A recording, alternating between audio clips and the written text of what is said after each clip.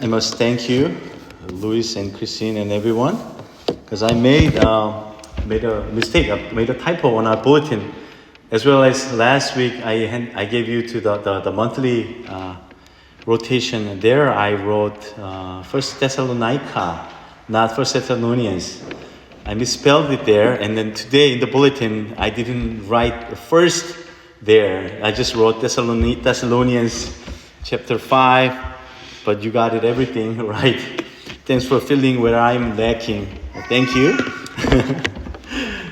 Thanksgiving. Giving thanks is not our language. It is very unnatural we give thanks because we always think that we deserve what we have. We don't give thanks what we deserve. We don't give thanks to people who pay the money for the service that I give them because we know that it is we deserve. But when you know that you are not unworthy, you are not deserving, that when you have many things, everything, then you give thanks. Thanksgiving, which comes around once a year, is now 2 weeks away. In 2 weeks, we will celebrate Thanksgiving Day, meaning we soon have Christmas and it is end of the year. Thanksgiving is the beginning of the end of the year. We should give thanks. We should be filled with the gratitude. However, we're living in a world where giving thanks is difficult. Giving thanks is difficult. On social media, we often compare ourselves to the others' seemingly glamorous lives. I have this friend of mine on Facebook, and he recently married. He doesn't have any kids yet. And he goes overseas. He goes abroad pretty much every month. So his life on social media seemingly very glamorous and full of adventure and exciting moments. And I compare his life to my life with kids, no complaints. But that's what we do whenever we look at the social media and comparing and competing with them and feeling dissatisfied for not having what they have. We constantly see what we are lacking. And it seems that dissatisfaction, rather than gratitude, constantly rules our heart. So dissatisfaction and complaints is our language, not the gratitude or thanksgiving. So when you hear the word thanks or gratitude, what is the first thing that comes to your mind? What is the first thing that comes to your mind? Many Christians consider gratitude to be a duty or obligation of believers. They think we must give thanks. We must be grateful because we're Christians. Of course, gratitude is an attitude we should have before God. However, when we understand gratitude as a mere duty or obligation, the true joy of thanksgiving disappears. We just say we have to be thankful, we have to be grateful. But when you understand it as a duty, the true joy disappears. But in fact, the Latin root of English word gratitude is gratus, and it means a pleasant feeling or grace, a pleasant feeling. So it says, in the base of gratitude or giving thanks, it must be your emotion, full of happiness. Your feeling must be filled with gratitude, and then your attitude of thanksgiving must come out of it naturally. Gratitude is fundamentally a state of heart, your emotion that springs from deep joy and grace. It is not simply a duty, but our joyful response to the grace God has given us.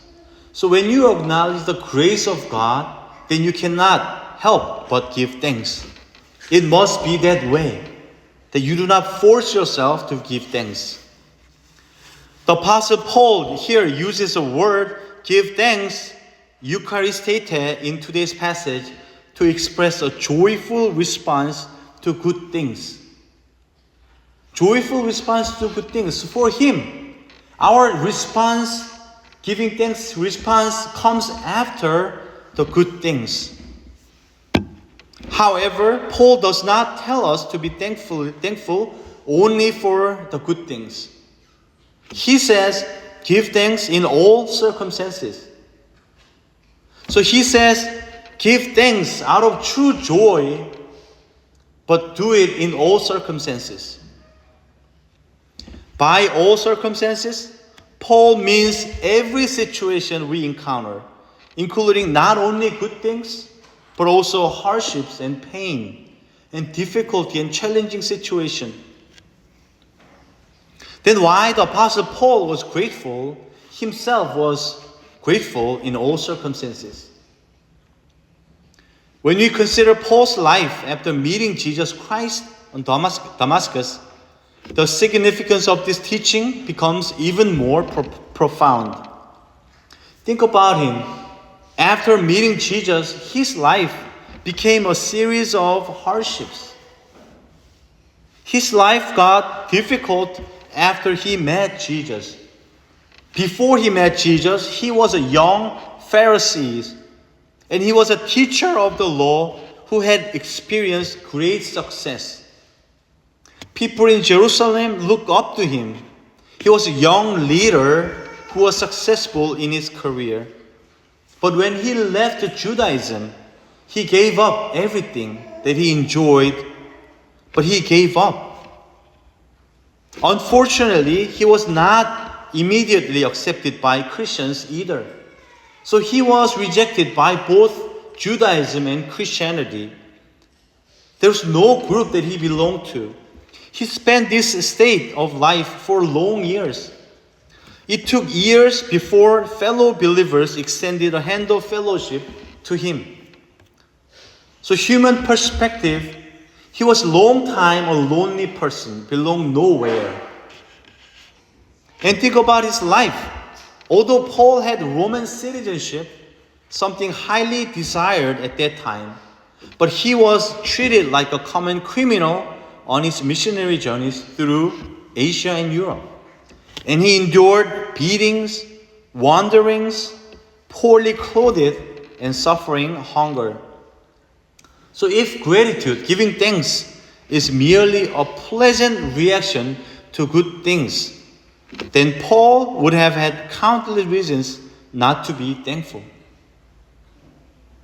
Yet, Paul confidently commands his fellow Christians of his time to give thanks in all circumstances. Because as he knew and as we know, we can give thanks in all circumstances because the reason for our gratitude does not come from our circumstances. You do not simply react to things that happen to you. In life, situation can be good or bad. We know from life experiences. You may have pressing issues to deal with today. And when tomorrow comes, it might seem like a day when all problems have disappeared. And then again, we have all the problems in the world. If we only give thanks or complain depending on our circumstances, our lives will be on the shaking ground. If we must react to our situation, then we become so busy to complain and give thanks, and complain to give thanks. We're on a shaking ground. But we must remember that our gratitude is because of the one who is Lord over all these circumstances. As a believer, we must see beyond the situation, the Lord over all these circumstances. Paul knew this, and he lived a life of gratitude, not because of his situations, but because of the Lord. In Philippians chapter 4, he said, he lists all these things that he learned following Jesus Christ. He said, I know what it is to be in need, and I know what it is to have plenty. I have learned the secret of being content in any and every situation, whether well-fed or hungry, whether living in plenty or in want. So he lived a life of knowing everything, being in need and being in plenty.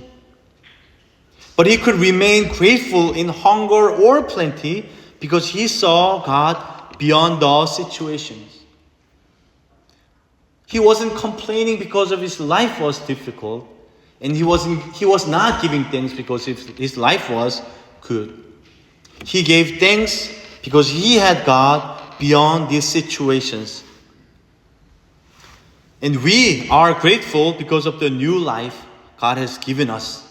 And our situation too.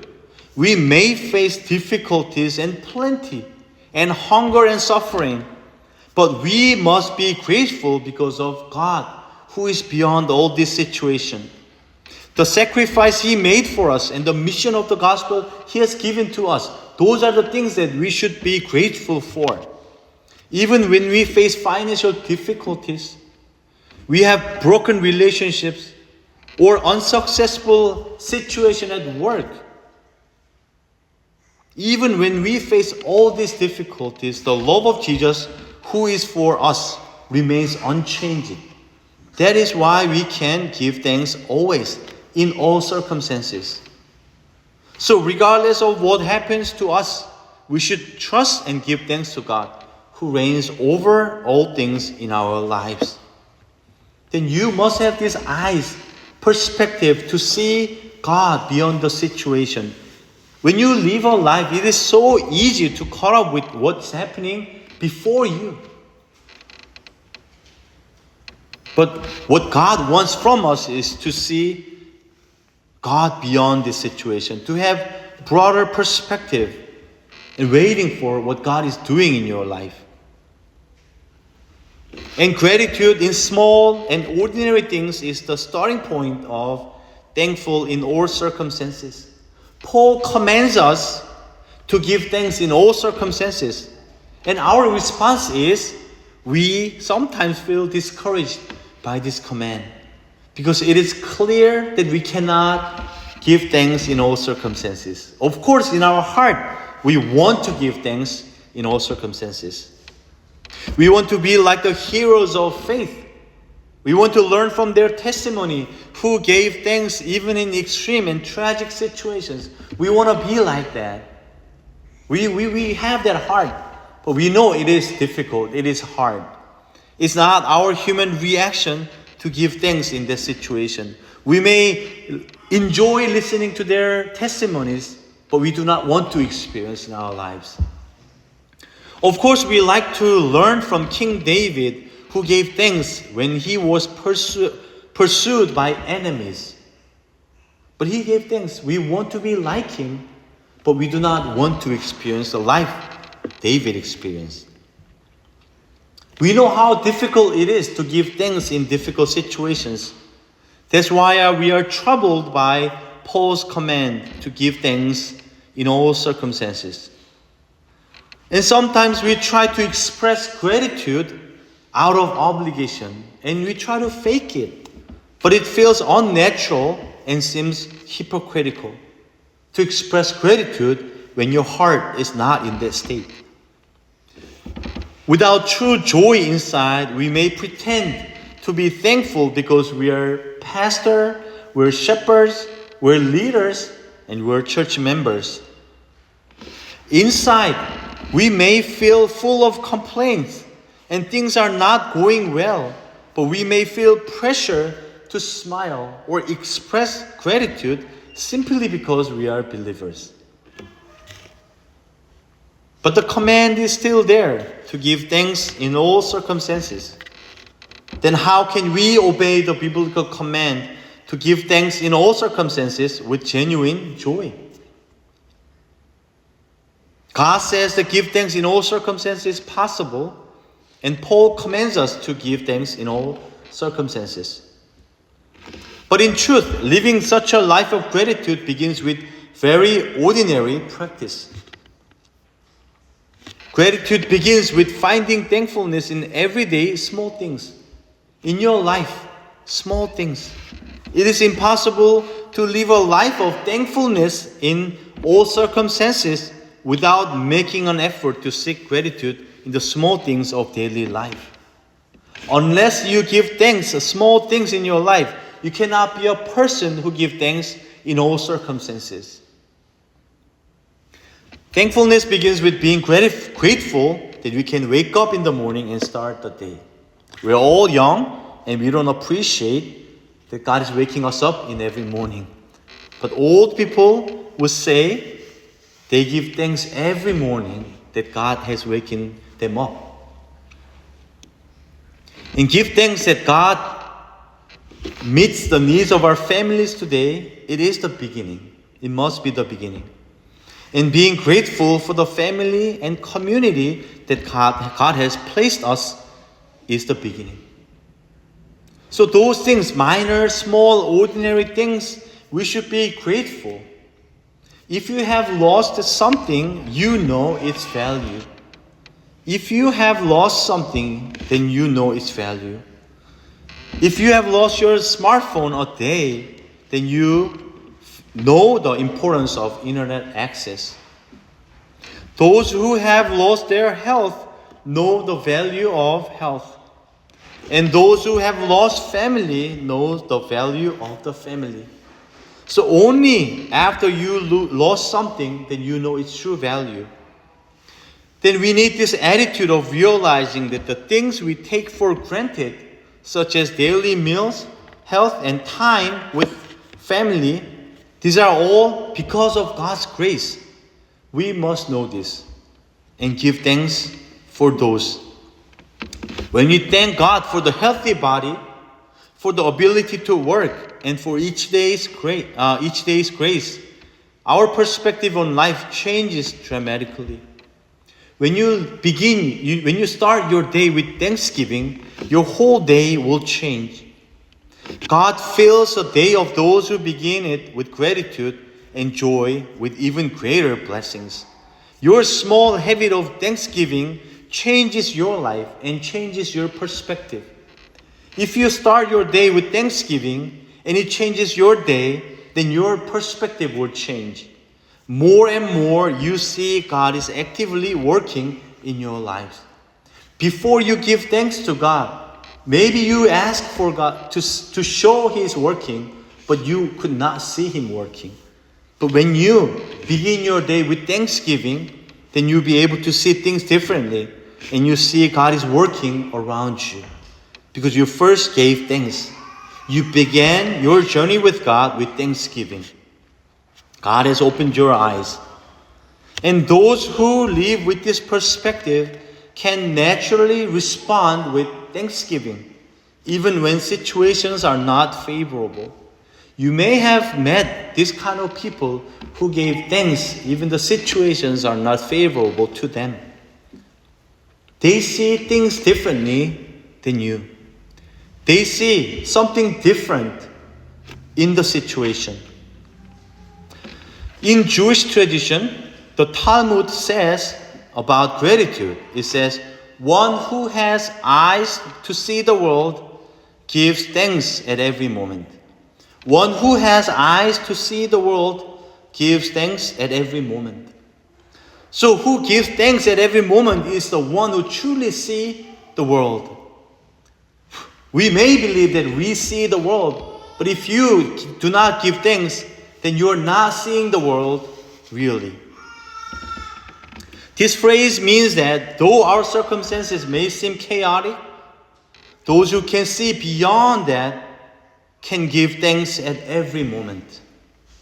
Despite the world filled with sin and injustice, those who truly see who holds everything are grateful in every moment. Because they see God, not the situation. Those who give thanks for small things in daily life will have this perspective, these eyes to see God. And they are the ones who give thanks to God in all circumstances. So by beginning with gratitude, I want your days be changed and I want your eyes be changed. You have new perspective to see God. And also gratitude leads spiritual growth for both individual and the community. Gratitude leads our spiritual growth individually and community. When we have a heart of gratitude, our hearts are changed positively and our anticipation and joy in life gets bigger. Gratitude makes us remember and trust in God's presence in our lives. Gratitude is a way for our souls to connect more intimately with God. So those who give thanks to God are connected with God more intimately. Not that they are connected with God so that they give thanks, but they give thanks first and they are connected to God intimately. Through gratitude, we learn to depend on God and submit to His guidance. Gratitude strengthens our relationship with God. It is a foundation that makes our faith stronger. When we are grateful even in difficult situations, our faith deepens and our relationship with God gets closer. Psalm 50:23 says, "Those who sacrifice thank offering honor me, and to the blameless I will show my salvation." Let me read again. "Those who sacrifice thank offering honor me, and to the blameless I will show my salvation." The Psalm says that thanksgiving glorifies God. When you give thanks to God, it glorifies God, it honors God. It is a way of worshiping God. And God promises to the people who give thanks one thing: He will show His salvation. So here salvation means good things that God can give. It can give salvation, it can mean relationship. So He promised to give you everything when you give thanks. When you give thanks, you will experience God's salvation and your relationship with God will deepen. There is a personal aspect of giving thanks. When you give thanks, it will help you to grow spiritually and getting closer to God. And our gratitude also impacts the community. It has a community aspect too. So those who live grateful lives influence others too. When there's a culture of gratitude within the community, we can come together and encourage each other and give thanks to God with one heart. 2 Corinthians chapter 9, Paul says, one person's act of gratitude inspires others to be thankful. One person's act of gratitude inspires others to be thankful. It doesn't stop with one person, but it influences others in the community to give more thankful. So when you give thanks to God, it is not you alone, but people around you will give thanks to God more and more. 2 Corinthians, Paul was talking about the church offering. And he says, you will be enriched in every way so that you can be generous on every occasion. And through us, your generosity will result in thanksgiving to God. He says their generosity result in Paul's thanksgiving. This service that you perform is not only supplying the needs of the Lord's people, but it's also overflowing in many expressions of thanks to God. So this church's generosity result in Paul's thankfulness, and this thankfulness will result in more thanks to God in the whole church. So our expression of gratitude, the way we live, our word, our attitude toward each other, and our posture of thanksgiving in worship, they are all passed on to those around us. It doesn't stop at you. So when you stop giving thanks, it's not only about you, but it is also about people around you. And when you give thanks, it also is about the community. When one person practices gratitude by sharing, the community grows in faith together through that thanksgiving. So we have to be able to see this aspect of one gratitude influence the whole community. This communal dimension of gratitude is even more clear in the broader context of today's passage in 1 Thessalonians. Earlier in verse 11, chapter 5, Paul says, therefore encourage one another and build each other up. So Paul was talking about in church context, encourage one another and build each other. And in this church community context, he's talking about Give thanks in all circumstances. Remember that the virtue of gratitude should be shared with each other as it builds up the community. So individual person's gratitude builds up the community, and it creates an atmosphere that pleases God and honors God. And God promised that He will show His salvation who gives gratitude to Him. Think about your house church context. Have you experienced your act of gratitude having a positive effect on your house church? Have there been times when you genuinely expressed gratitude in a situation where anyone could complain? And then your house church members felt challenged and changed their attitude because of your gratitude. There must be a lot in your house church context that one person's act of gratitude influence others. But in reality, there are likely more instances we influence them with complaints and grumbling, but not with gratitude. So when you are in a situation where people are complaining and grumbling and it gets elevated, then one person has to stop that with gratitude. That is what God wants us to act in community, to influence others with giving thanks.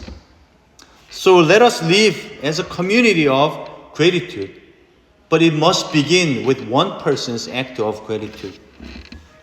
Because our giving thanks does not stop in us. We clearly are living in a world where thanksgiving is difficult. It is hard. It is not our human nature to respond with thanksgiving. But God commands us because it is difficult and almost impossible to do with human capacity. God commands us this because He wants to give His power. So giving thanks is a way through which God reveals Himself. So when you give thanks, it's not your character build up, but it is God working through you supernaturally, because you are doing what humans cannot do. It is a clear command of God. If we find gratitude in small and ordinary things and let it grow, then we will be filled with the power to be grateful in all circumstances. So whenever we meet, let us work hard to share this gratitude and help each other to see things clearly. Help them not see the circumstances, but God who is beyond them. Let us help them, let us help us each other to see God who is the source of all our blessings. And those who give thanks to God will be filled with the power of God's joy and will receive the salvation as God promised in the Bible. As we give thanks, let us live in the joy of walking with God in all circumstances. So as we are waiting Thanksgiving in 2 weeks, let this not be one-time event a year. Let our every week, let our every day be filled with thanksgiving. Then God will guide us, God will lead us, and He will build us into a people and into a community who can give thanks in all circumstances. Let us pray together.